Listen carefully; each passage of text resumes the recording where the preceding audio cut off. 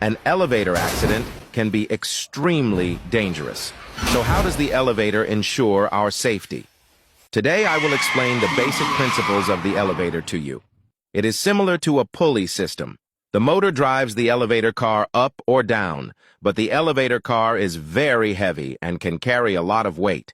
It can reach thousands of kilograms when fully loaded. At this time, we need to add a counterweight on the opposite side of the elevator car.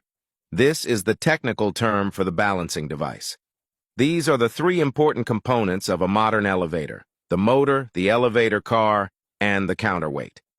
First of all, let's talk about the motor.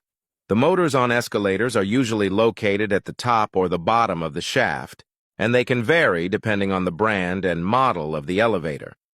The motor in the video is driven by a worm gear mechanism. Some motors also use a disc brake. The motor is directly integrated with the brake and does not require a worm gear mechanism. For example, in this case, their working principles are the same. They drive the elevator car and the counterweight through the cables.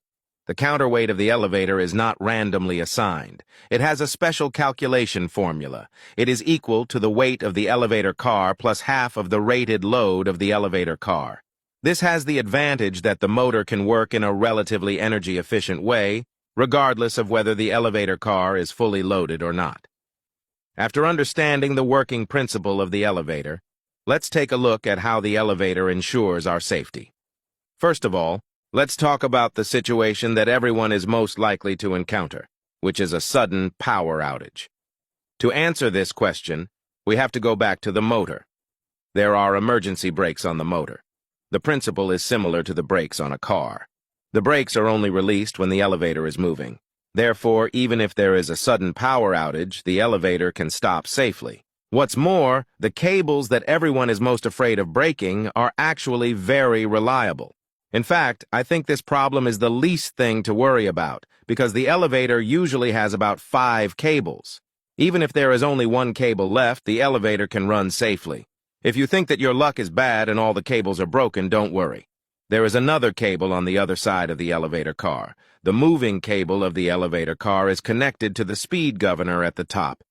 When the elevator falls, the limit switch in the speed governor will lock the cable wheel under the action of centrifugal force, and the cable will suddenly stop rotating, thereby activating the safety gear at the bottom of the elevator car.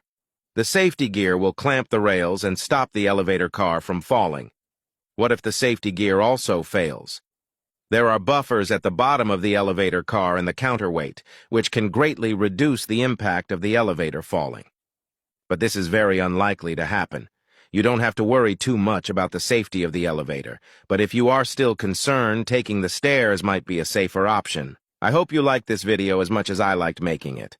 If you did, please show some love by liking, sharing, commenting, and subscribing.